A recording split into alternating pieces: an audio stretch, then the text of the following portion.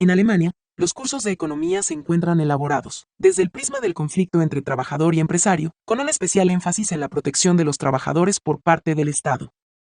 A los gerentes y dueños de empresas se los muestra en caricaturas como alcohólicos, fumadores empedernidos, plutócratas e incluso vinculados al trabajo infantil. Alusiones al emprendedor exitoso, a las ideas de mérito y esfuerzo, prácticamente no existen, según Thiel. Sobre el problema del desempleo, los textos sostienen que el Estado es la solución, culpando del mismo a la tecnología y los robots. En cuanto al éxito de China e India, se enseña que este se debe a la práctica del proteccionismo y a la gran cantidad de empresas en manos del Estado. Por último, la educación pública alemana es especialmente cuidadosa en enseñar a los alemanes cuáles son sus derechos, como receptores de asistencia del Estado benefactor alemán. Tanto franceses como alemanes aprenden, en pocas palabras, que el Estado crea empleo y el sector privado lo destruye, que los empresarios explotan y el Estado protege, que el mercado libre es el caos y el gobierno el orden, y que la globalización es destructiva. Todas ideas que parecen estar cada vez más de moda en Chile, y ni hablar de América Latina. Como bien sostiene Thiel, esta formación determina en buena medida las decisiones que los estudiantes tomarán en su vida adulta, tanto a nivel personal como político. Así, por ejemplo, solo 2 de 5 alemanes y franceses prefieren ser su propio jefe, en oposición a 3 de 5 americanos. Mientras tanto, las cifras de emprendedores son 4 y 8 veces más altas en Estados Unidos que en Alemania y Francia respectivamente. Dado que los franceses y alemanes aprenden a desconfiar del capitalismo y a creer en el Estado desde la escuela, al tener que votar muchos sentirán inclinación de hacerlo por quienes propugnan medidas más estatistas, las que una vez implementadas, como ocurrió con la jornada laboral de 35 horas semanales en Francia, definen el éxito económico de un país. En el caso de la enseñanza de la economía en Chile, actualmente esta no tiene mayor importancia dentro de los contenidos fijados por el Ministerio de Educación. Con anterioridad a la reforma educacional de 1997, economía política era estudiada como una asignatura independiente en tercer año de enseñanza media. La reforma la eliminó como asignatura independiente, dividiendo sus contenidos en otras ramas estudiadas el primer año de enseñanza media. 2 estudios del Instituto Libertad y Desarrollo sobre la enseñanza de la economía en Chile arrojaron interesantes resultados. El primero de ellos fue realizado el año 2004. En él se concluyó que los textos con que los alumnos de colegios públicos chilenos estudiaban economía recogían un pensamiento económico y político con un sesgo importante, en la dirección reguladora e intervencionista del Estado. El material de estudio, agrega el informe, no recogía el amplio consenso existente en torno a la conveniencia de la economía de mercado, y planteaba una visión pesimista y egoísta del capitalismo. El segundo informe, realizado en 2005, detectó importantes avances consistentes en la abstención de emitir juicios subjetivos en los textos de estudio. Sin embargo, el mismo informe señala que todavía existe un sesgo en algunas áreas, y que la entrega de información incompleta puede llevar a los alumnos a sacar conclusiones equivocadas, en temas como la desigual distribución del ingreso.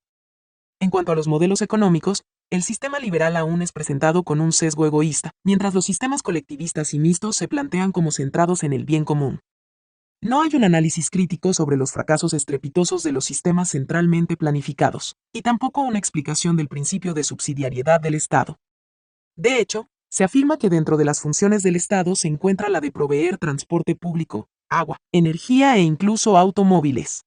De paso, los textos hacen también una limpieza de imagen del gobierno de Salvador Allende, señalando que al inicio de los 70, Chile se encontraba entre los países con mayor desarrollo social de América Latina. El nivel educacional, el sistema público de salud y el programa masivo de alimentación para escolares constituían uno de los más avanzados en la región. Tal como se encarga de aclarar la investigadora en el informe, el texto distorsiona la realidad. No viene al caso exponer los datos con que se refuta el pasaje citado, pero resulta interesante advertir cómo opera el trabajo de propaganda a nivel escolar. En suma, la formación que reciben los alumnos en colegios públicos chilenos en economía es escasa y distorsionada. Sobre la relevancia de las creencias en torno al mercado y el trabajo, además de los trabajos de Douglas North, existe toda una vertiente económica liderada por el Nobel de Economía Edmond Pels, que plantea que estas son finalmente más importantes en el desempeño económico de los países que factores como el gasto social, los niveles de impuestos y la regulación laboral. Y estas creencias se adquieren fundamentalmente en el colegio y las universidades, es decir, en el mundo que manejan los intelectuales. Como chilenos y latinoamericanos debemos preocuparnos el doble que los europeos, por los prejuicios que adquieren nuestros estudiantes en la educación pública y universitaria. Ello sencillamente porque no hemos alcanzado los niveles de riqueza y desarrollo que han alcanzado los europeos como para poder darnos el lujo de despreciar y desconfiar del único camino capaz de sacarnos adelante. Incluso los europeos, si quieren salir del estancamiento en que se encuentran, tendrán que revisar su aproximación para con el capitalismo a todo nivel, partiendo de la formación escolar. Políticos e intelectuales progresistas, una sociedad conveniente. Si nos detenemos a examinar brevemente cuáles partidos o corrientes políticas cuentan con la mayor cantidad de intelectuales, particularmente sociólogos, politólogos, antropólogos y filósofos, la respuesta es más que evidente. Lo mismo ocurre si examinamos la cultura en general. Difícilmente encontraremos artistas, escritores o poetas que no sean de izquierda, y salvo un par de universidades, tampoco el mundo académico constituye la excepción a esta hegemonía progresista. Hay tres razones fundamentales por las que la cultura, la educación y el mundo intelectual suele ser dominado por la izquierda. La primera razón es que, como hemos dicho, las élites sociales y económicas de derecha desprecian el mundo intelectual por no ser rentable en dinero, profesando un falso optimismo capitalista. La mayoría estudia carreras con enfoques estrictamente productivos, y rara vez alguno se proyecta dedicándose al tema intelectual. La segunda razón, que también hemos mencionado, es que, a diferencia de lo que ocurre con la derecha, la izquierda política conoce perfectamente la importancia que tienen las ideas como agente movilizador de masas. Cuenta por eso mismo con una larga trayectoria acaparando la cultura y los sistemas escolares y universitarios, mientras la derecha se dedica a ganar dinero, confiando ingenuamente en que sus hijos estarán a salvo en sus colegios particulares. La tercera razón tiene que ver con los incentivos de los intelectuales, sus intereses de clase, que diría Marx. Si la mayoría de ellos son de izquierda, y por tanto, defienden un rol intervencionista del Estado, se debe no solo a su real convicción en ese sentido, sino también a que el Estado les garantiza un mínimo de salida. En otras palabras, muchos intelectuales encuentran en el aparato público una riquísima fuente de trabajos e ingresos seguros, libres de los riesgos del mercado. Antropólogos, sociólogos, politólogos y otros intelectuales, las más de las veces mediocres, que compitiendo en el mercado, como todos los demás, simplemente no sobrevivirían. Integran numerosas comisiones, universidades, organizaciones no gubernamentales y organismos públicos de dudosa utilidad, pero que, financiados directa o indirectamente por el Estado, transmiten ciertas ideas que podríamos reducir a la idea de igualdad, políticamente rentables para quienes los financian, es decir, para los políticos también progresistas, que controlan el gobierno o parte de la administración pública. La simbiosis es perfecta. Los políticos de izquierda garantizan a través del Estado trabajos e ingresos a intelectuales de izquierda, y por contrapartida, estos se convierten en verdaderos activistas políticos, difundiendo por todos los medios, colegios, universidades, arte, teleseries, prensa, etc., las ideas igualitaristas que los primeros venden como eslóganes políticos para llegar al poder. A ello se agrega una cuota relevante de envidia del mundo intelectual de izquierda, que considera inconcebible que un primitivo comerciante de frutas gane varias veces más que un iluminado cientista social. Esa envidia incrementa los anhelos de igualdad a todo nivel y, en consecuencia, las ansias de captura del Estado. El activismo político de los intelectuales de izquierda tiene un lado que es particularmente perverso. Como necesitan del Estado para contar con ingresos y trabajos seguros, entonces deben promover abiertamente el intervencionismo estatal en toda suerte de esferas. Sumada a sus falaces visiones ideológicas, esta necesidad de subsistencia sin esfuerzo competitivo real los lleva a alimentar una serie de escenarios socialmente conflictivos, a los que ellos mismos se presentan como la solución. Probablemente pocos contribuyeron tanto a agravar el problema indígena en el sur de Chile, bandera de lucha del progresismo, como los intelectuales de izquierda. Y es que la existencia de un conflicto mapuche, expresión falsa, utilizada para dar la impresión de que se trata de la lucha de una etnia entera, en contra de un determinado sistema, obliga al Estado a intervenir en aras de una solución que respete la diversidad, los derechos ancestrales y una serie de fórmulas en que los progresistas son expertos.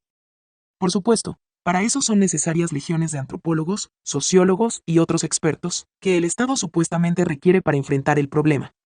Así, colgada del eslogan de la autonomía indígena, de los derechos ancestrales, de la justicia histórica y un sinfín de conceptos las más de las veces vacíos, pero políticamente rentables, nuestros intelectuales de izquierda se presentan como la solución a los problemas que ellos mismos se han encargado de azuzar.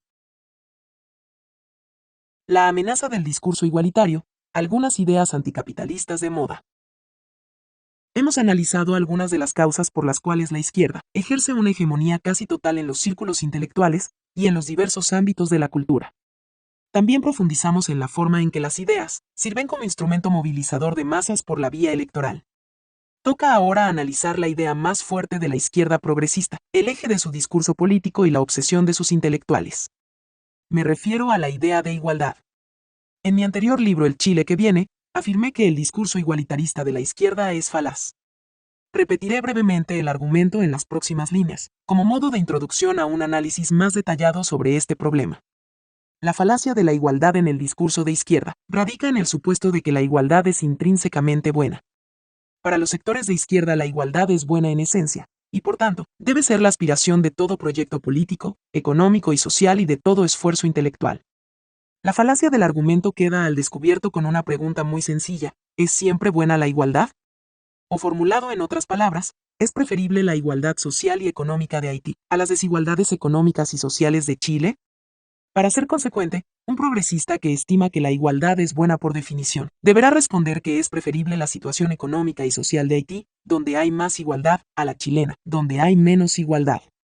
Porque si la igualdad siempre es buena, entonces en todos los casos será preferible a la desigualdad que, a contrario sensu, siempre será mala. La consecuencia de este razonamiento falaz es evidente: es mejor la igualdad en la pobreza que la desigualdad en la riqueza. La historia ha demostrado que, invariablemente, las vertientes progresistas han preferido la igualdad en la miseria, que la desigualdad que acompaña de forma natural al mercado. Los socialismos reales al estilo cubano son el mejor ejemplo. Esta aversión por la desigualdad, como se sabe, es la piedra angular del marxismo, que creyó que el paraíso en la tierra era posible eliminando las distinciones de clase y la propiedad privada. Pero a pesar del rotundo fracaso del socialismo, al que se ha sumado recientemente la crisis de los estados de bienestar europeos, la aversión por la desigualdad, estimulada en gran parte por la envidia, no ha sido superada, por lo que sigue siendo una amenaza real para la prosperidad de países como los nuestros. En economía y psicología social, existe una vertiente muy fuerte que argumenta, con estudios en mano, que las sociedades más desiguales tienden a tener una calidad de vida mucho peor y a enfermarse más. El argumento sugiere que los seres humanos somos tan sensibles a las diferencias de poder, jerarquías y posición que se dan en nuestras relaciones cotidianas, que el desequilibrio en esta materia deriva en serias enfermedades, e incluso en la muerte prematura. La explicación es claramente materialista, en el sentido marxista de la palabra, y alude esencialmente a las relaciones de producción y las relaciones de clase. Según esta corriente de pensamiento, los factores llamados psicosociales definen de manera determinante nuestra salud y los procesos biológicos que conducen a enfermedades.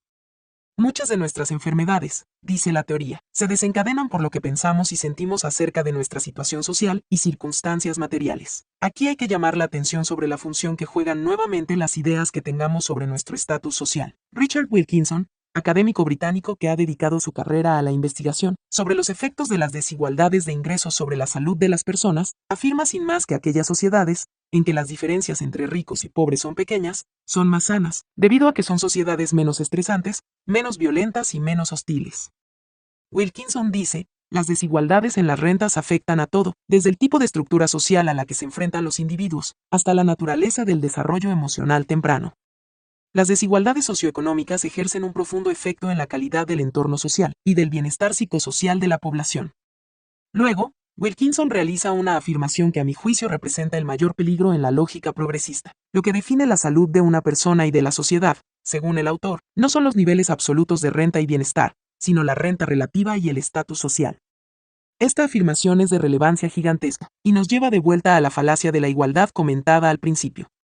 Porque si lo que realmente cuenta no son los niveles absolutos de renta, es decir, que la persona tenga suficiente para darse una buena salud, una educación razonable y tener una vivienda digna, sino que en realidad lo que define nuestra salud es no tener mucho menos que el otro, entonces lo que importa no es crear riqueza, sino garantizar una igualdad distributiva de la cual debe hacerse cargo el Estado. Tenemos así que es preferible la igualdad en la pobreza que la desigualdad en la riqueza. Con este argumento, la falacia de la igualdad encuentra sustento científico. Ahora bien, como la salud es un tema de políticas públicas, entonces corresponde al Estado resolverlo, y por tanto, corregir las desigualdades en aras de procurar una convivencia social y salud individual mejor. Y para eso debe intervenir, como decíamos, con una propuesta cada vez más redistributiva y estatista. Wilkinson plantea que el problema se da fundamentalmente en aquellos países donde el nivel de ingresos significa mucho en la jerarquía social, precisamente el caso de Chile y los países latinoamericanos. Disminuyendo los niveles de desigualdad, dice Wilkinson, no solo disminuirán las enfermedades, la mortalidad prematura, el estrés y muchos otros males, sino también las tasas de homicidios, la hostilidad y la violencia en general. Para evitar todo ello hay que desmontar las estructuras de dominación que existen en las sociedades jerarquizadas y establecer relaciones sociales más horizontales, lo cual solo es posible de lograr disminuyendo la brecha entre ricos y pobres. Esto, como es lógico, solo puede hacerse nivelando hacia abajo, es decir, empobreciendo a los que tienen más para distribuir entre los que tienen menos. Ese es el modo de superar la jerarquía social, que según esta vertiente sociológica, y de la sociología marxista en general, se basa en el poder, la coacción y el acceso a los recursos sin tener en cuenta las necesidades de los demás. Para Wilkinson, la única forma de que exista la amistad, pieza clave de la salud humana y social, según dice, es eliminando el estatus social y reemplazándolo por posiciones de reciprocidad y reconocimiento de las necesidades de los otros. Y ante la objeción según la cual la violencia se da principalmente entre pobres, que son iguales, la teoría responde que también es una forma de violencia dejar al pobre sin vivienda, comida o educación. Se trataría de una violencia institucional de los ricos contra los pobres, que los haría sentir humillados y avergonzados. Por eso predominaría la violencia en los estratos sociales bajos, pues es la forma tradicional del ser humano para intentar restaurar su dignidad. Veamos la siguiente afirmación de Wilkinson. La violencia ha sido siempre el modo en que los hombres han intentado defender su honor y conservar su prestigio. Esto explica por qué sucede con mayor frecuencia entre los que se encuentran en la parte inferior de la escala social, ya que está fuertemente relacionada con la desigualdad en la renta y tiende a desencadenarse en situaciones en las que la persona siente que su dignidad ha sido atropellada. Una amplia diferencia en la renta significa que la gente ha sido excluida de los puestos de trabajo y salarios, que constituyen el origen habitual de la posición social. Las acusaciones de inferioridad hacen a las personas mucho más sensibles en el tema de respeto y dignidad. Por consiguiente, el hecho de que el delito violento esté relacionado con la desigualdad indica que lo que realmente importa en la privación relativa no es tanto el bajo nivel de vida en sí, sino la afrenta a la dignidad y el respeto, y la acusación de inferioridad que acompaña a la pobreza relativa. En pocas palabras, no importa cuánto tengo yo, si usted tiene mucho más, y por tanto, una posición social superior, yo me sentiré agredido y humillado, y en el intento de restaurar mi dignidad, tenderé a la violencia. O dicho de otra forma, peor que tener poco es tener menos que otro. Por tanto, es mejor y más sana una sociedad donde muchos tengan poco, pero en cantidades similares, que una donde muchos tengan más pero con grandes diferencias. Estas, por cierto, no son de ideas obsoletas, sino de última moda entre cientistas sociales, políticos y economistas en el mundo entero. Una línea similar a la anterior es la que promueve Richard Laird, profesor de la London School of Economics y experto en lo que se ha llamado economía de la felicidad. Al igual que Wilkinson, Laird, un crítico del capitalismo, afirma que lo importante para la felicidad no son los ingresos en términos absolutos sino relativos. Según Laird, nuestra incapacidad para sentirnos satisfechos con lo que tenemos nos condena a una rat race, carrera de ratas, enfermiza. El argumento sostiene que, alcanzado un cierto nivel de riqueza, $15,000 de ingreso per cápita, el enriquecimiento extra paradójicamente no aumenta la felicidad en la sociedad, sino que la disminuye. Esto se conoce como la paradoja de la prosperidad o paradoja de Stirling, y podría formularse en términos simples de la siguiente manera: aunque mi situación mejore, me sentiré peor, pues la de otro mejoró más y por tanto, no podré estar satisfecho con mi nueva situación. La solución, entonces, dice Laird, es aumentar impuestos para desincentivar el trabajo duro, desacelerar la movilidad y disminuir las desigualdades de ingresos, que nos hacen infelices, es decir, fomentar un abierto intervencionismo estatal. Esto, afirma Laird en concordancia con Wilkinson, nos hará más felices y más sanos. En Chile, parte importante del mundo progresista moderado sigue esta línea, y es observable tanto en sus discursos, como en los análisis más elaborados de sus intelectuales a través de papers y columnas de opinión.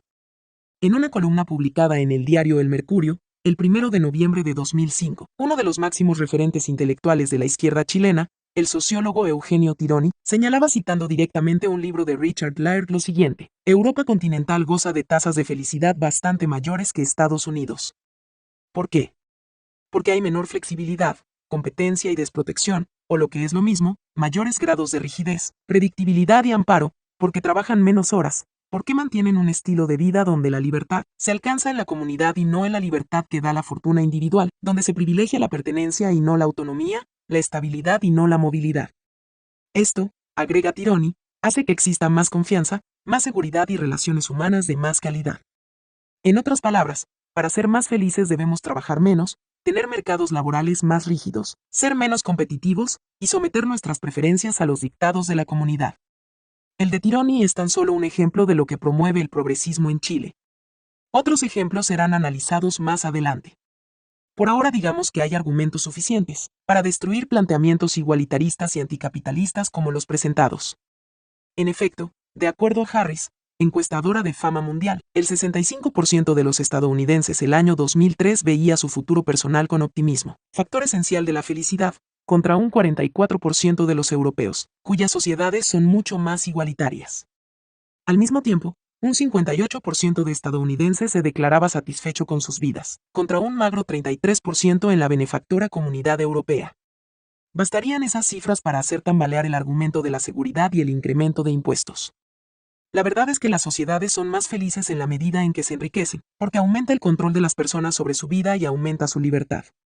Una persona con mayores ingresos puede darse el lujo incluso de reducir su horario de trabajo, como de hecho ocurrió con el 48% de los norteamericanos, entre los años 1998 y 2003. Es más, en el último siglo la jornada de trabajo semanal promedio en Estados Unidos disminuyó en un 40% gracias a la acumulación de riqueza. Un estudio particularmente decidor en estas materias fue realizado por la Universidad de Pensilvania el año 2008. Xavier Sala y Martín, profesor de la Universidad de Columbia, señala que, según este estudio, en el 80% de los casos, la gente de los países ricos declara ser más feliz que en los países pobres. Otros datos interesantes arrojados por el estudio apuntan que, en los países ricos, la proporción de personas que dice haber sonreído en las últimas 24 horas es mucho mayor que en los países pobres, y que en promedio, la gente de derecha es más feliz que la de izquierda. Esto último se explicaría porque en la derecha las personas tienden a ser más religiosas y a estar casadas en mayor proporción que en la izquierda. Así, a igualdad de ingresos, las personas casadas y religiosas muestran ser más felices. En fin, las críticas son múltiples y van desde datos estadísticos duros hasta cuestiones teóricas en torno a la felicidad. No es el objeto de un libro centrado en la importancia de las ideas, abordar con profundidad discusiones de naturaleza técnica. Resulta, en todo caso, necesario destacar que detrás de los planteamientos presentados, existen hordas de intelectuales progresistas de diversas disciplinas, promoviendo sus ideas con el objeto de aumentar la intervención del Estado y combatir las desigualdades. Lo que acabo de presentar son ideas muy de moda en el mundo progresista, y particularmente peligrosas para países en vías de desarrollo, incapaces de soportar cargas estatales elevadas. No debemos equivocarnos en eso. Los niveles de desigualdad existentes en Chile son simplemente intolerables, para quienes se llaman a sí mismos progresistas y creen en su ideal igualitario. El proyecto de formar un Estado social de derecho o una sociedad de garantías se inserta en la lógica de corregir las desigualdades sociales, que para la izquierda son la fuente de casi todos los males en la sociedad, y de paso asegurarse una plataforma de poder permanente. Un punto importante en este contexto tiene relación con el hecho de que las élites sociales son el objetivo del discurso político e intelectual estatista. A los ojos progresistas, son ellas las que hacen del país un antro de desigualdad, con sus colegios privados, sus redes de poder social, su aislamiento en los barrios altos, sus grupos religiosos de élite, sus universidades desconectadas de la realidad, sus clubes sociales, su obsesión por los apellidos, y su predilección por personas de buen barrio y aspecto europeo. Ellas son y serán siempre la fuente que alimenta el discurso igualitarista, que se nutre de paso especialmente bien, de la envidia que caracteriza la cultura nacional. La segunda derivada de este discurso igualitarista, políticamente muy rentable por cierto, se verifica en las políticas públicas. El incremento del tamaño del Estado y la consecuente asfixia de la economía son efectos de este discurso y proyecto igualitario. Si la productividad en Chile se desplomó en un 3,8% en el periodo 1996 a 2000, situándose en un magro 0,2%, para luego caer nuevamente en los años 2006 y 2007, ubicándose en un menos 0,7% y menos 0,3%, respectivamente, cerrando el 2008 con un menos 0,5%, no es por circunstancias fortuitas. Tampoco lo es el hecho de que el crecimiento económico promedio, a partir de fines de la década de los 90, haya sido la mitad del de la década previa.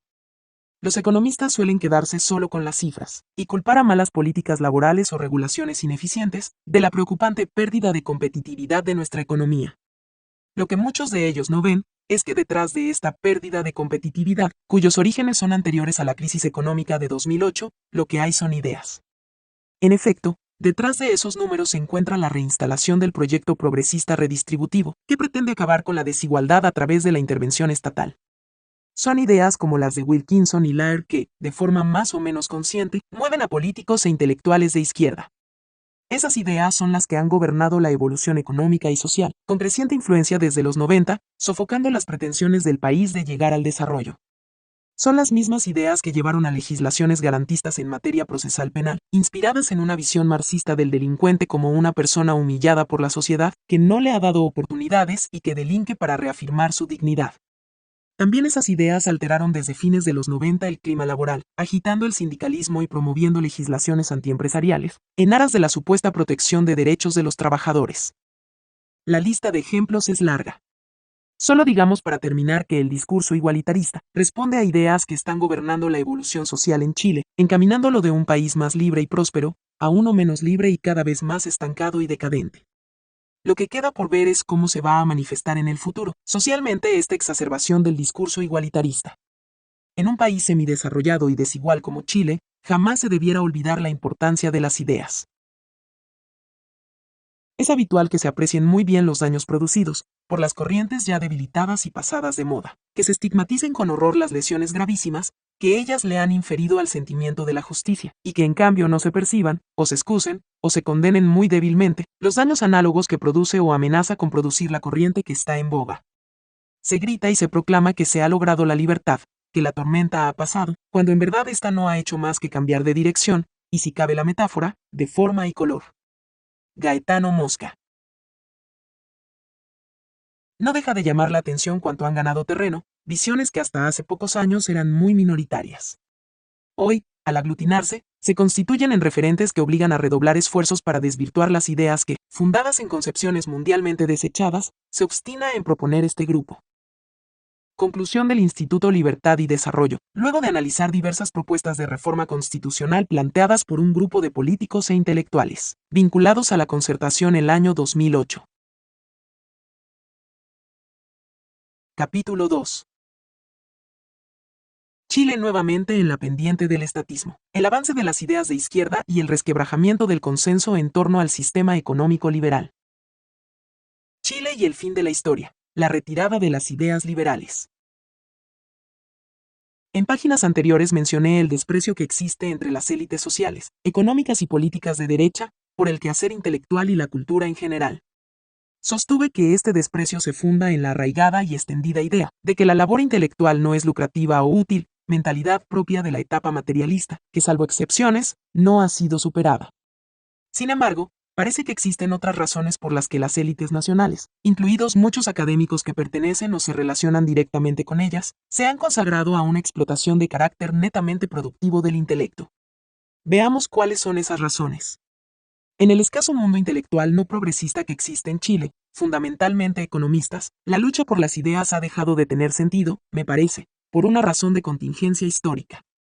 Las décadas de los 60, 70 y 80, como es sabido, estuvieron especialmente marcadas por la Guerra Fría. El conflicto entre dos grandes propuestas ideológicas, el marxismo-leninismo por una parte y el capitalismo democrático por otra, situaron la esencia de la discusión en las ideas. En ese contexto, Chile emergió como el primer país del mundo en plantear la alternativa democrática al socialismo, al elegir por primera vez en la historia mundial a un presidente marxista. Irónicamente, 1000 días después de esa elección, Chile fue también el primer país del mundo en abandonar el socialismo e implementar el sistema económico más revolucionario del siglo XX. Me refiero al exitoso modelo de los Chicago Boys y su referente Milton Friedman, imitado luego por Ronald Reagan y Margaret Thatcher en Estados Unidos e Inglaterra respectivamente. Aunque amparados en un gobierno militar, los economistas chilenos de entonces entendían que la recuperación de Chile se trataba de una lucha que trascendía lo meramente técnico. Había que convencer a la ciudadanía de que el sistema capitalista era el camino no solo hacia una mejor calidad de vida, sino también hacia la libertad. Esta idea, a diferencia de lo que se diga hoy, era y es la esencia del capitalismo, como está por lo demás manifiestamente claro en la obra de Milton Friedman Capitalismo y Libertad. En esa línea se hicieron notables esfuerzos por proveer de respaldo ciudadano a las revolucionarias reformas implementadas bajo el gobierno militar, que se explicaban cuidadosamente y de forma básica en editoriales, columnas de opinión, universidades, seminarios y otros medios.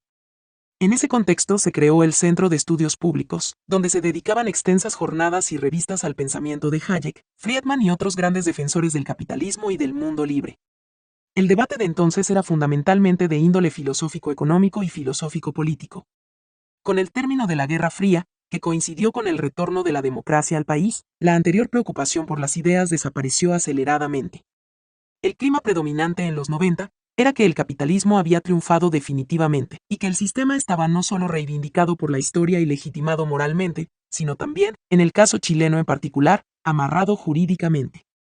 La sensación de triunfalismo era intensa y extendida al punto que el célebre politólogo norteamericano Francis Fukuyama, entonces funcionario del Departamento de Estado americano, afirmó que el mundo asistía al fin de la historia. Según Fukuyama, la idea de Occidente, expresada en el capitalismo y la democracia, se había impuesto definitivamente. El triunfo de Occidente, de la idea occidental, es evidente, en primer lugar, en el total agotamiento de sistemáticas alternativas viables al liberalismo occidental, escribía Fukuyama. Y luego afirmaba, lo que podríamos estar presenciando no solo es el fin de la Guerra Fría, o la culminación de un periodo específico de la historia de la posguerra, sino el fin de la historia como tal. Esto es, el punto final de la evolución ideológica de la humanidad, y la universalización de la democracia liberal occidental como la forma final de gobierno humano. Estas afirmaciones merecen un análisis detenido por sus alcances y consecuencias. Aunque parezca una obviedad, Fukuyama tenía razón cuando advirtió que la Guerra Fría fue fundamentalmente un conflicto de ideas y no de propuestas técnico-económicas o políticas sin más. En ese sentido acertó al señalar que el triunfo del liberalismo era fundamentalmente el triunfo de ciertas ideas, algo que hoy parece olvidado. El problema, sin embargo, empieza en la segunda parte de la afirmación, específicamente en la tesis de que la democracia liberal occidental y el sistema capitalista serían la forma final de gobierno humano. Esta afirmación sugiere, como es fácil advertir, que las ideas liberales habían llegado para quedarse y prevalecer en el mundo, afirmación que deriva de un optimismo historicista radical que es falso y extremadamente peligroso. Es falso porque no existen ideas definitivas en el mundo, que se instalen y perduren por la mera disposición de leyes históricas cuya existencia es, por lo demás, indemostrable. Este argumento sería suficiente para derrumbar la tesis de Fukuyama.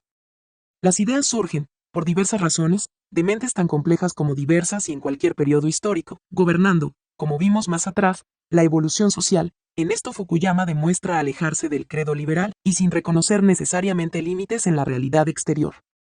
Pero la tesis de la inevitabilidad del triunfo de la idea liberal es, además de falsa, peligrosa, y ha causado un grave daño al mismo sistema que pretende ensalzar. La razón es la siguiente. Si le creemos a Fukuyama y nos dejamos contagiar por el optimismo capitalista, como ocurrió en Chile y en muchas partes del mundo, lo primero que haremos luego de darnos por vencedores será colgar los guantes y abandonar la lucha por las ideas. Después de todo, no tiene sentido seguir predicando las ideas de libertad y economía abierta, si éstas han triunfado de manera definitiva e irremediable. Ganamos para siempre. Así, abandonamos los esfuerzos por persuadir, mantener y dirigir la evolución social a través de las ideas, afines en este caso al capitalismo democrático y al estilo del historicismo. Confiamos en una suerte de infalible piloto automático. Esto es lo que aparentemente ocurrió en Chile. Se asumió que el liberalismo económico, o en otras palabras, que las ideas de Friedman, Hayek y Mises, por mencionar algunos, habían vencido para siempre y que entonces ya no era necesario recordarlas ni defenderlas. La fe en el consumo de las masas reemplazó la necesidad de alimento intelectual a través de valores e ideas, y se confió en que los socialistas habían aprendido la lección. Todo esto se vio confirmado cuando la centroizquierda, que en el pasado había abrazado el marxismo, llegó al poder el año 90 asumiendo el compromiso de respetar el sistema económico imperante, que por lo demás se encontraba anclado en la Constitución del 80, y en una serie de leyes e instituciones heredadas de tiempos del gobierno militar. Como era de esperar, este triunfalismo capitalista derivó en una deposición de las armas ideológicas y en el reemplazo de la defensa de ideas por un empobrecido enfoque técnico-productivista que se desmarcó casi completamente de sus fundamentos. El eje de los think tanks cambió del mundo de las ideas al de la economía como disciplina pura y sobre todo a las políticas públicas. En las universidades prácticamente desaparecieron los cursos de pensamiento económico, reduciéndose todo a cuestiones de técnica económica y estrategias productivas. Al conversar con egresados post-Guerra Fría, de escuelas de negocios y economía de las mejores universidades del país, llama la atención lo poco o nada que saben de las reflexiones no económicas de Friedman o Hayek. Se olvidó así en nuestro país la sentencia de Hayek, según la cual un economista que es solo economista, ni siquiera puede ser buen economista. Como resultado de este proceso, no solo las élites sociales no progresistas, sino también el grueso de las nuevas élites académicas, no confieren la importancia que merece al mundo intelectual y cultural. Y como finalmente las élites económicas, académicas y políticas afines a la derecha se encuentran emparentadas o por lo menos, estrechamente relacionadas. Inevitablemente la derecha política ha caído en idéntica y políticamente fatal práctica. Su frío discurso tecnocrático y completa ausencia de mensajes de fondo es el síntoma más emblemático de este mal. La sensación de que la victoria estaba sellada y que de ahora en adelante quedaba solo dedicarse a ganar dinero, manifestación del optimismo fukuyamiano, dejó el campo libre para que, paulatinamente, ideas que se creían superadas comenzaran a rebrotar en nuevas versiones. Así empezaron a avanzar imperceptiblemente las ideas socialistas en nuestro país, desde el retorno mismo de la democracia aprovechando el manejo del poder político, mientras las élites sociales se dedicaban a ganar dinero, las académicas influían en discusiones públicas de carácter técnico, las más de las veces sin el éxito esperado, y las políticas no entendían por qué no lograban concitar mayor adhesión en las masas. Con el tiempo, el avance de estas ideas, al principio casi imperceptible, fue haciéndose evidente. Ya en el gobierno de Ricardo Lagos, el discurso y las políticas igualitaristas e intervencionistas eran evidentes, intensificándose en el gobierno de Michelle Bachelet. La lógica de la lucha de clases se reinstaló sutilmente por diversas vías imperceptibles para las élites de derecha, esencialmente ciegas a variables culturales. Las señales fueron diversas. La primera señal concreta en el gobierno de Lagos fue la ley, de dudosa constitucionalidad por lo demás, que obligaba a los clubes deportivos privados a prestar sus instalaciones para el uso de colegios públicos, so peña de pagar contribuciones altísimas por terrenos sin valor comercial. Curiosamente, nadie se escandalizó por esta medida, más allá del coste involucrado para los socios de los diversos clubes. Otra señal fue el proyecto de ley del gobierno de Lagos, que pretendía imponer la donación a las empresas inmobiliarias del 5% de sus terrenos para la construcción de viviendas sociales. A ello se suman una serie de iniciativas laborales, como la ley de subcontratación, amparadas directamente en el supuesto carácter explotador de las empresas subcontratistas. En educación, por otra parte, hubo serias propuestas en el gobierno de Bachelet para eliminar el lucro y aniquilar así la educación semiprivada, muchísimo más exitosa que la pública. Otros temas que antes nadie se habría atrevido siquiera a poner en cuestión, comenzaron a discutirse. Así, en 2007, varios senadores de la Concertación plantearon la necesidad de revisar la autonomía del Banco Central, mientras en 2008, senadores también oficialistas propusieron nacionalizar todas las aguas entregando su control al Estado. En la misma línea se insertan las propuestas de senadores oficialistas de estatizar el transporte público de Santiago y la de crear una AFP, administradora de fondos de pensiones, estatal, a las que en 2009 se agregó la trasnochada propuesta de la DC, Democracia Cristiana, de reformar la Constitución para que el Estado pudiera intervenir las empresas con problemas financieros. Todas estas ideas y otras más habrían sido impensables siquiera de consideración a principios de los 90. 20 años después, aunque resistidas, estas no parecen escandalizar demasiado ni a la opinión pública, ni a las élites económicas y políticas en general, lo que indica una preocupante aceptación de las ideas de izquierda. Muchas de ellas se han cristalizado a nivel legislativo, dejando aún más en evidencia el hecho de que la evolución social en Chile está siendo crecientemente definida por el pensamiento de izquierda. De esta forma, mientras algunos ganaban dinero, el progresismo chileno se rearticulaba, no sin dificultades, con el objeto de desintegrar el último bastión de lo que consideran la sucia herencia de la dictadura militar, a saber, el sistema económico liberal friedmaniano. En suma, el abandono de la lucha por las ideas ha sido consecuencia de un optimismo falaz que adormeció a todo un sector del país, aquel que originalmente lo sacó adelante, mientras el otro avanzaba gradualmente para lograr la instalación de un auténtico y renovado proyecto progresista en lo referente a los valores y en lo económico. Veamos en qué consiste. El proyecto estatista de la izquierda chilena, un revelador informe elaborado por Mideplan y la Universidad de Chile. El año 2000, recién comenzando el gobierno del socialista Ricardo Lagos, quien proponía crecer con igualdad, el Ministerio de Planificación y Cooperación, en conjunto con el Departamento de Sociología de la Universidad de Chile, es de suponer que por orden del gobierno central, realizó un estudio sobre lo que los chilenos piensan de las desigualdades. El informe se denominó Percepciones culturales de la desigualdad y tuvo por objeto ofrecer una guía orientadora para los gobiernos de la Concertación en el desarrollo de políticas públicas, con el fin de reducir la desigualdad. La lectura del trabajo es tan reveladora como preocupante. El informe da cuenta de la postura radicalmente estatista que ha adoptado al menos parte importante de la izquierda política e intelectual de nuestro país, expresando explícitamente su propósito de acabar con el modelo económico liberal. Uno de los aspectos interesantes del estudio es que deja meridianamente claro qué es lo que la izquierda progresista entiende por igualdad. Según los autores, Esta refiere a la distancia efectiva entre categorías sociales, supone un piso y un techo, implica una intervención permanente de la sociedad para corregirla, y exige del Estado una acción redistributiva. La igualdad, entonces, supone un piso y un techo, es decir, un rango que ni por debajo ni sobre el cual puede encontrarse ninguna persona. El encargado de la nivelación, desde luego, es el Estado. Enseguida, el estudio afirma que la superación de la desigualdad existente en la sociedad chilena aparece como un imperativo ético de carácter irrenunciable, porque ellas atentan contra la solidaridad, es decir, la comunidad nacional. Dicho de otra forma, la igualdad entendida como la reducción de las distancias entre las categorías sociales, a través de la acción redistributiva del Estado, es un imperativo moral irrenunciable. El informe continúa, siguiendo la línea de Wilkinson y Laird, señalando que para los chilenos es al menos tan importante disminuir la desigualdad como reducir la pobreza. El tema de la disminución de las distancias entre unos y otros, es decir, el tema redistributivo, es al menos tan importante como el de los instrumentos para que todos puedan progresar. Luego afirma que no es suficiente con asegurar la igualdad de oportunidades, para que todos puedan salir adelante, sino que tiene que asegurarse cierta igualdad de resultados, es decir, que aun cuando todos hayan tenido oportunidades, ninguno pueda terminar teniendo mucho más que otro.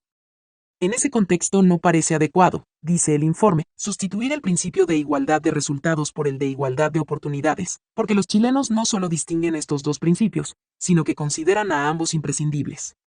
El segundo, porque afecta y destruye a las personas, se refiere a la falta de oportunidades, y el primero, porque su ausencia afecta y destruye al país como comunidad, se refiere a la falta de igualdad de resultados en materia de ingresos. Por eso, dice el informe, hay que preocuparse por la distancia entre ricos y pobres y no solo por reducir la pobreza. En otras palabras, lo importante no es que todos mejoren su situación, sino que no haya algunos que tienen mucho más que otros. La consecuencia es evidente. El Estado debe procurar repartir riqueza para igualar y no mejorar las condiciones productivas con el fin de que todos avancen, pues en este último caso, aun cuando todos mejoren su posición en términos absolutos, seguirá persistiendo la nefasta desigualdad. En otro pasaje, la lectura marxista de la realidad social se hace evidente. La principal razón por la que la desigualdad es valorada negativamente es porque destruye la solidaridad, es decir, la comunidad nacional. En ese sentido, la causalidad es también estructural, ya sea en la forma del actual modelo económico, que hace prevalecer el individualismo y la competencia a través de una historia político-social de dominaciones, exclusiones y marginaciones, o por medio de una estructura de clases o factores culturales, como la intolerancia y un etos no comunitario.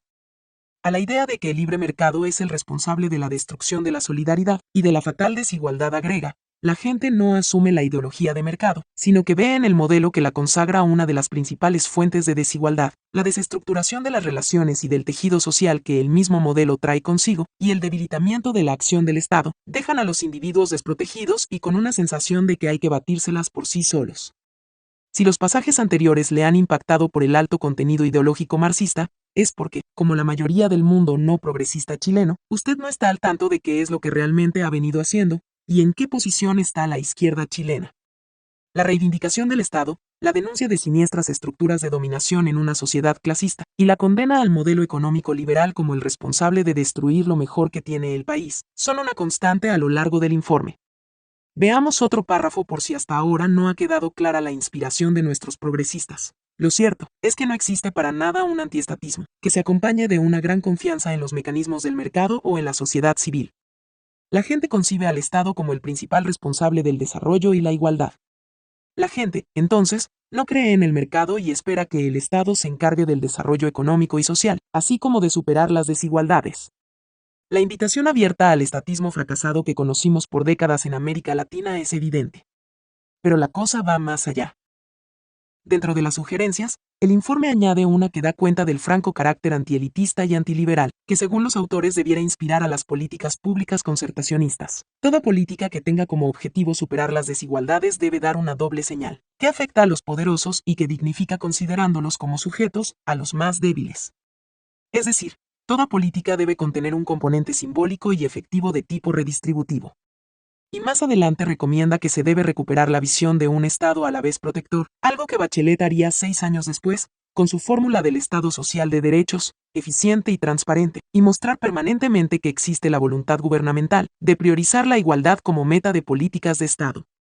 Finalmente, Y muy de pasada, los autores del informe complementan lo dicho proponiendo una estrategia alarmante. La acción del Estado en materia de igualdad, redistribución, debe ir acompañada del estímulo a la movilización solidaria de la gente, de modo que ésta se sienta sujeto de la lucha por mayores igualdades.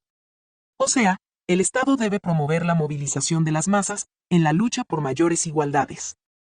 Las masas deben movilizarse entonces en contra de las minorías privilegiadas, y su movilización debe ser promovida por el Estado.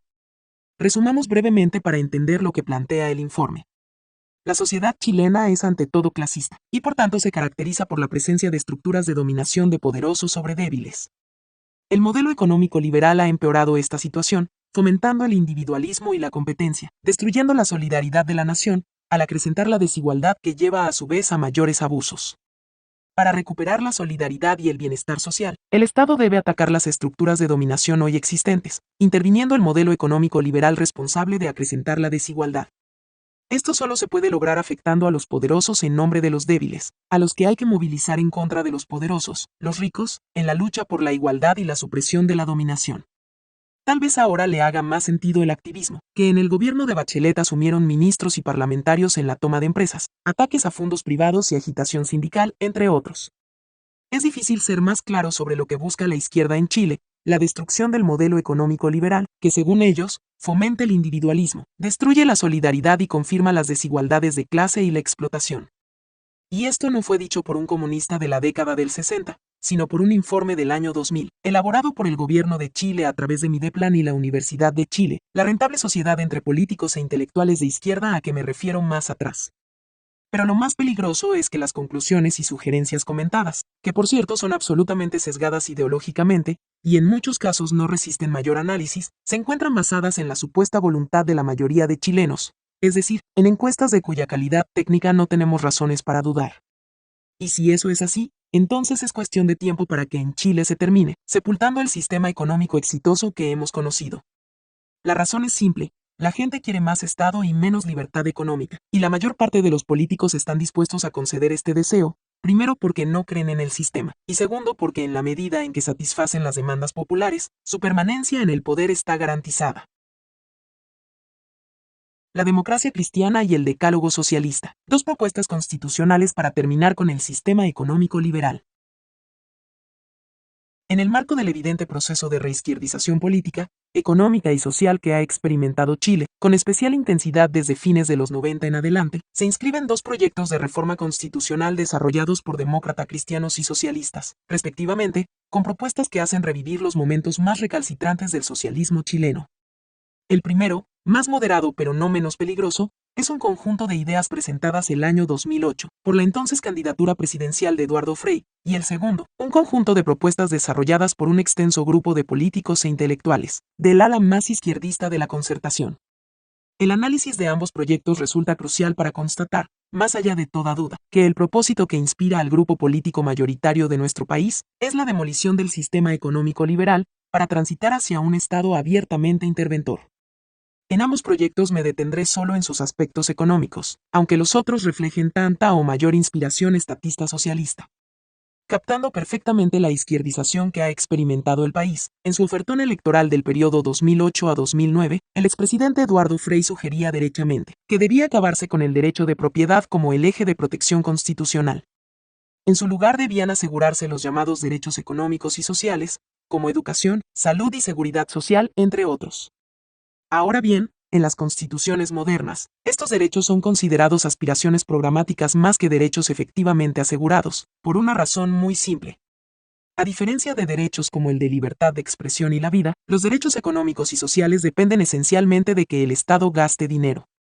Por eso es completamente absurdo garantizar una educación de calidad, como sugería el proyecto de Eduardo Frei. Sería como asegurarle constitucionalmente a toda persona el derecho a ser millonario. Usted puede escribir lo que quiera en el papel de la Constitución, pero si el dinero no está, no hay nada que hacer. E incluso si estuviera, el Estado echaría una mochila sobre la economía que más temprano que tarde terminaría por arruinarla. Si se consagrara el derecho a una educación de calidad, por ejemplo, y el Estado no lo respetara, como inevitablemente ocurriría, entonces cualquiera podría interponer un recurso de protección en contra del Estado, con el fin de satisfacer ese derecho. ¿Y qué cree usted que haría el Estado frente a millones de recursos de protección pedidos por la mala calidad de la educación que entrega? Pues subir infinitamente los impuestos, con el argumento de mejorar la educación, o tal vez sacar alguna ley que obligase a los colegios privados a aceptar cuotas de alumnos de colegios públicos, aun cuando estos no pudieran pagar. El objetivo de semejante absurdo es bastante claro. Tal como dice el documento elaborado entonces por el equipo de Frey, se trataba de terminar con la concepción que solo ve en la protección de la propiedad el único fin del sistema de derechos de nuestra Carta Constitucional. Es decir, asestar un golpe directo al eje central sobre el que se basa el sistema de mercado en Chile y que la Constitución del 80 resguardó con gran celo para evitar que se repitieran experiencias como la del gobierno de la Unidad Popular. Curiosamente, 4 décadas después, el hijo del presidente, que en los 60 allanó el camino político y legal para que los marxistas llegaran al poder, propuso mutilar el eje de protección del mismo derecho, cuya destrucción en el pasado fue la gran causa del desastre histórico socialista, y reemplazarlo por uno de tipo redistributivo completamente inviable, y que significaría la ruina del Estado. El sesgo igualitario redistributivo lo dejaba claro Eduardo Frei en una intervención en el Congreso. En una sociedad con tantos problemas de distribución, de igualdad y de acceso efectivo de libertad de las personas, los derechos económicos y sociales mencionados no pueden ser desestimados ni considerados como si fuesen aspiraciones programáticas ideales o juegos de palabras, sino que deben tener una protección efectiva y formar parte central de nuestro sistema constitucional. Por si todo eso fuera poco, a Eduardo Frei no se le ocurrió nada más brillante que proponer que la pobreza extrema sea, junto al terrorismo, definida como contraria a los derechos humanos. Aquí el absurdo toma carisma fantástico. ¿Que la pobreza extrema sea definida como contraria a los derechos humanos? ¿Qué significa eso? Frei no lo explica, pero debe asumirse que, una vez más el Estado, para no violar los derechos humanos, tendrá que erradicar por la vía del asistencialismo la pobreza extrema, garantizando a toda persona sin importar lo que haga, que jamás caerá bajo un cierto nivel de vida. ¿Qué es eso sino un camino a la ruina económica del país? Por la vía del asistencialismo populista a destajo que tanto daño ha hecho en América Latina. Pasemos ahora a las propuestas del mundo más izquierdizado de la concertación. El mismo año 2008, de cara a nuevas elecciones presidenciales y también canalizando la izquierdización general del país, un grupo de 30 prominentes figuras del mundo político e intelectual progresista elaboró un documento que calificaron como el Decálogo para el futuro de Chile. Este decálogo, como bien dice el nombre, traza 10 ejes que según sus autores constituyen un nuevo compromiso programático, es decir, las pautas que han de definir la evolución política, económica y social del país hacia el futuro. Como en el caso anterior, me centraré en los argumentos más evidentemente antiliberales y estatistas, solo que esta vez dejaré que el texto hable por sí solo. Para ello he escogido una serie de pasajes tan ilustrativos como impactantes, por su agresivo contenido socialista. Los reproduciré para que el lector saque sus propias conclusiones y advierta la coherencia de todo lo expuesto en este capítulo, con lo desarrollado particularmente en el anterior y el siguiente. En la apertura del Decálogo, la combinación de figuras del mundo del Partido Socialista y Partido por la Democracia, de 1991, y la democracia cristiana, dicen lo siguiente: de una economía de mercado se ha terminado generando una sociedad de mercado. E incluso más, una democracia de mercado. La lógica de la rentabilidad y el lucro domina en todos los planos. De hecho, en Chile, todos los servicios básicos pueden ser fuente de enriquecimiento para reducidos grupos económicos, que muy a menudo abusan en contra de consumidores prácticamente indefensos. Por ejemplo, la educación pública, pilar de la integración republicana y del acceso a las oportunidades, sobre la base del mérito y no a los privilegios de cuna, hoy día ha llegado a ser relegada en todos los niveles, y enfrenta una crisis de graves dimensiones, coartando su misión de movilidad social en medio de una creciente privatización. Enseguida agregan, el país en todos los planos está sometido a una tensión sin tregua. Las solidaridades colectivas ya no pueden resistir las presiones de un individualismo destemplado. Ello ha generado un cuadro de graves tensiones sociales, cada vez más difícil de encauzar, especialmente frente al récord de ser una economía, entre las 15 primeras en materia de estabilidad macroeconómica, pero entre las 15 últimas en distribución del ingreso. En suma, no ha sido posible el reconocimiento, a nivel constitucional y real, de un Estado social y democrático de derecho, que constituye definitivamente todo el sentido de justicia que permita el que nuestra sociedad entera, sin diferencias, tenga el justificado derecho a lograr su felicidad. La concertación no ha sido capaz de enfrentar el núcleo duro de las desigualdades y ha consentido, y a veces incluso impulsado, soluciones privadas y de mercado allí en donde se requería una vigorosa oferta de bienes públicos, que pusieran por delante la satisfacción de los usuarios. Y más adelante, del modelo neoliberal actualmente en vigencia, habrá que transitar hacia uno de solidaridad social, que no implique regresar a un pasado de estatismo, pero que se anteponga el interés común al desarrollo de la actividad económica, sin negar la retribución justa a la iniciativa privada. Ojo con este pasaje. Dice claramente que se debe liquidar el modelo neoliberal, pero sin caer en el estatismo del pasado y sin negar la retribución justa para la iniciativa privada. Dos cosas sobre esta afirmación. En primer lugar, es imposible terminar con el sistema liberal invocando el rol redistributivo del Estado, sin caer en el estatismo. Quizás no se trate del estatismo del pasado al estilo de la Unión Soviética, pero sin duda es imposible en la práctica lograr lo anterior sin un Estado sobredimensionado, que termine asfixiando la economía, socavando la libertad y empobreciendo al país completo. En segundo lugar, hay que reparar en que la retribución justa para la iniciativa privada es una idea completamente falaz y tramposa. Falaz porque, como vimos, la retribución derivada del mercado jamás puede ser injusta cuando todos están sometidos a las mismas reglas del juego. Y tramposa porque es la puerta de entrada a la arbitrariedad y coerción de quienes dirigen el Estado sobre todo el resto de las personas, afectando su libertad. Así, bajo el argumento de la justicia, perfectamente podría quitársele por medio de impuestos el 90% de sus ingresos, a quien gane una alta cifra de dinero por considerarlo justo. Y ello solo puede lograrse mediante el uso de la fuerza, a través del aparato estatal. Véase el capítulo sobre la justicia social en la primera parte del libro. En ese sentido se inscribe esta otra idea del decálogo. Un nuevo sistema tributario eliminará las exenciones actualmente abusivas en el impuesto a la renta, y terminará con los paraísos tributarios a favor de las grandes empresas. Pero el siguiente pasaje es sin duda el más ilustrativo del irrefrenable deseo de la izquierda chilena, de hundir el sistema económico liberal, de la radicalización de sus posturas respecto al empresariado, y de sus pretensiones de terminar controlando la vida de los chilenos, por medio del aniquilamiento de la libertad económica. La mala distribución es una consecuencia del modelo económico en aplicación, que descansa en la idea que debe dejarse al mercado que resuelva los desequilibrios, que lo privado es bueno y lo público malo, que la intervención del Estado debe ser en todos los terrenos la menor posible, que la economía debe ser indiscriminadamente abierta, tanto en lo referente al movimiento comercial como al de los capitales. Creemos en el aumento sustancial de las facultades fiscalizadoras del Estado respecto a las actividades económicas que generen riesgos para el medio ambiente, para la estabilidad económica, para la protección al consumidor y del trabajador. Los bancos y empresas privadas, en especial las grandes, tienen ganancias monopólicas excesivas y son deficientemente controladas por las superintendencias respectivas.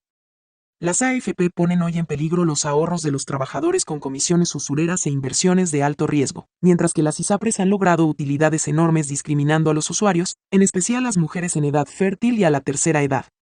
Muchas empresas violan las leyes que protegen el medio ambiente, y muchas empresas eléctricas, de telefonía, de carreteras concesionadas, de Internet, han logrado regulaciones ampliamente favorables a sus intereses, obteniendo utilidades inaceptables a costa de los usuarios.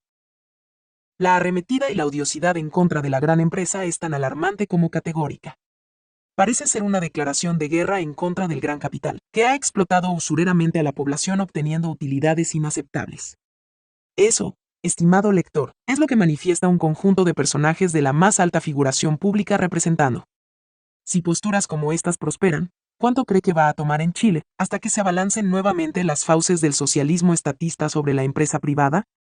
Por si le cabe alguna duda sobre el objetivo buscado, veamos lo que dicen al referirse al manejo de recursos naturales. El Estado debe defender nuestras riquezas naturales y considerar un nuevo catálogo de delitos medioambientales. En ese contexto, se debe desarrollar una revisión crítica del manejo de nuestros recursos naturales, así como la necesaria y urgente nacionalización del agua. El royalty establecido es insignificante para los desafíos del país y por los recursos naturales en juego. Promoveremos terminar con las concesiones indefinidas en minería y pesca, estableciendo un sistema de licitaciones cuando sea útil incorporar a privados en la explotación de recursos naturales, es decir, por regla general, la explotación quedará en manos del Estado.